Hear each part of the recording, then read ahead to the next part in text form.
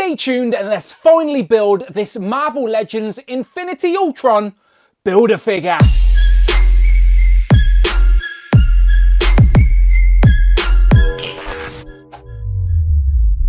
Pow, and welcome back to the channel, Dan Who Reviews. As always, my name is Dan W. Make sure you are following me on Instagram at It's Dan Who. And remember, you can now hit that join button and become a channel member as well. Either show some love or join the members club. Much, much appreciated. Today, we have came to the end of yet another wave of Marvel Legends. And this time round, it was very MCU focused. As in front of me, we have all of the pieces we need to build the Disney Plus What If series Infinity Ultron Build-A-Figure, which should be a very nice accompanying piece to the rest of the What If figures we have got so far from Marvel Legends, including the Watcher Build-A-Figure that we got last year. So of course, we'll do some comparisons shortly. But first, if you, like me, want to build Infinity Ultron, then you will need to get all of the pieces that are on the table. And to do so, you will need to buy 6 of the figures from the 7-figure wave. They are: you don't need Moon Knight, he has no Build-A-Figure piece.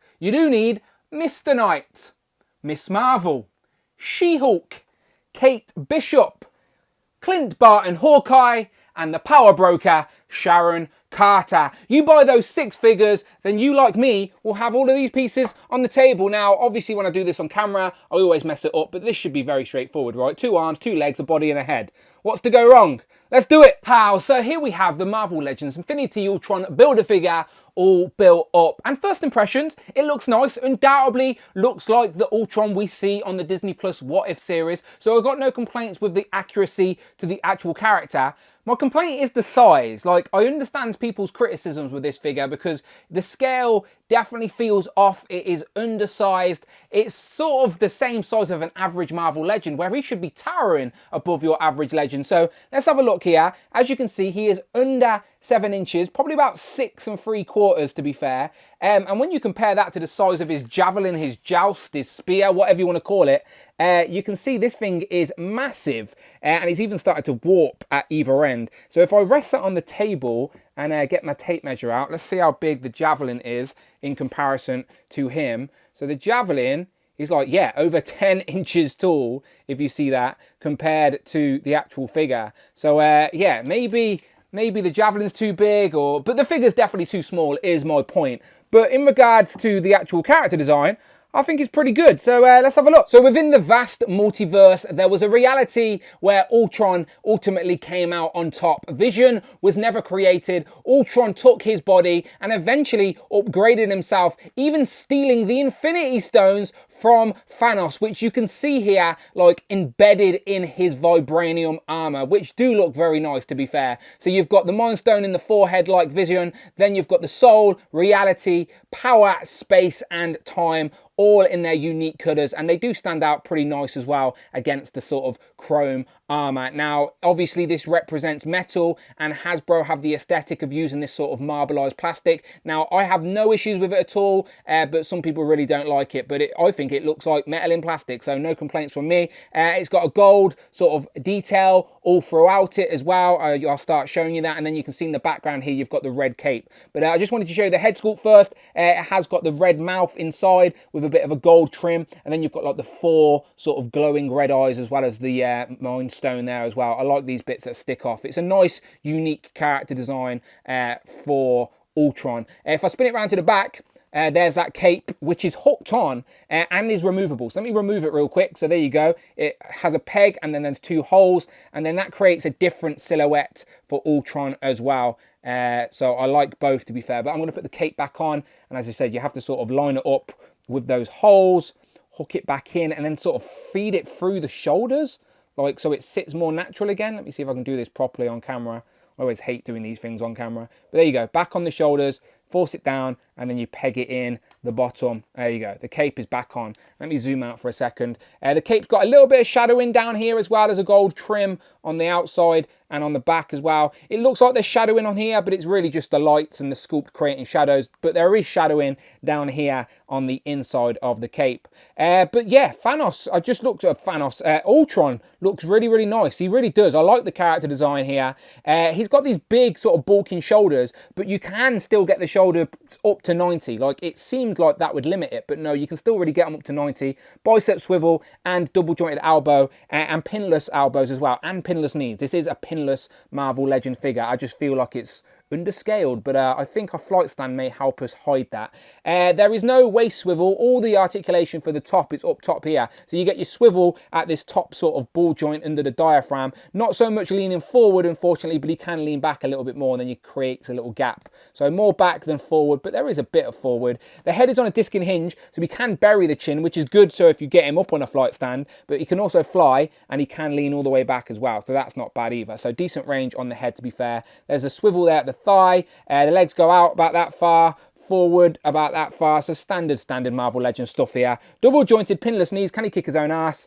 Not really, but you can force it, so it's decent enough. As I said, it's pinless, then ankle pivot and rocker, and then you've got that same sort of chrome marbleization all the way down to the legs with a little bit of gold trim on the boots, gold on the sort of knees here, a bit of sculpt work there for the mechanics, and then there's more like indented sculpt work throughout the sort of torso and on the arms as well. A little bit of gold as well, a little bit of a spike there. As I said, decent enough range. It looks like there's a bit of extra marbleization. It looks a little bit more shiny on the shoulders, actually, to be fair, doesn't it? Maybe it's just my lights. So as I mentioned earlier, a way to disguise the scale is by getting him on a flight stand. And the advantage of that cape holding on tight to the back means you can put a flight stand up under it, and it sort of gives him that hovering effect like you see him in the actual show as well. And there's his massive lance, which I'll give you a closer look at in a second. Not a euphemism. But yeah, there you go. He looks much better on the flight stand, I think. And that's probably how I end up displaying him on the shelf. I wanted to show you him gripping his lance, because the lance is pretty long, as you know,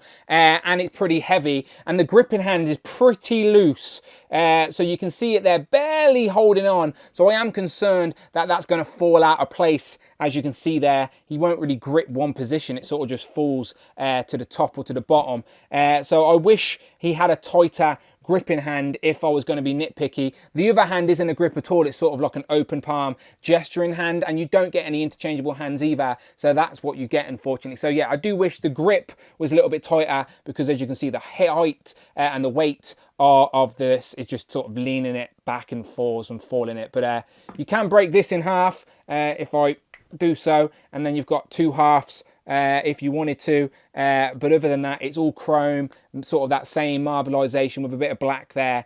And yeah, as I said, this is about 10 inches long. Moving into some comparisons. First up, here we have the Infinity Ultron compared to the original Ultron. That is the Marvel Studios re-release, not the original Build-A-Figure. And then here we have Vision from the Infinity War 2-pack with Scarlet Witch. So the guy in the middle is basically sort of an amalgamation of both of these characters with the Infinity Stones, of course. Now, of course, he looks a little bit small here compared to the original Ultron. But remember that in the What If show, this Ultron is actually based off this exact Vision body, as Vision was never created in the first place. That body was always intended to be the body for the Ultron AI. So I guess here the scale sort of makes sense. And unfortunately, this is where the scale definitely does not make sense, because if I remember correctly from the actual Disney Plus show, when these two are battling, they are definitely more in scale with each other than they come across in figure form. Now, I know that the Watcher can sort of play with his scale and appear bigger than he actually is,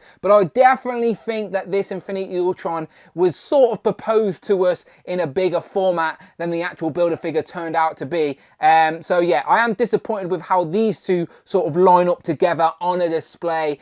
Maybe if I got an armored version of the Watcher, we could make a better comparison, but just for what it is, he looks a little bit too small. Let's try the flight stand. So I think this is more than likely what I'm going to end up doing on my display. I'm going to put Ultron up on a flight stand. He looks much better all posed up, floating anyway. But next to the Watcher here, it makes a little bit more sense to have him hovering rather than looking like a short ass. So that is how I'm going to end up displaying mine. Probably get him holding his massive lance as well. But even on a flight stand look, the lance is actually still taller than Ultron. Maybe the lance is just too big and that's what's throwing this all off. but maybe it's not. I can't remember exactly, but I definitely think Ultron is too small. That's my biggest criticism about this figure. Otherwise, I do like it. Next up, here we have an average size Marvel Legends from the Disney Plus What If series with Captain Carter, aka Peggy Carter. And just ignoring the size for a minute here, both of these are genuinely great sort of character representations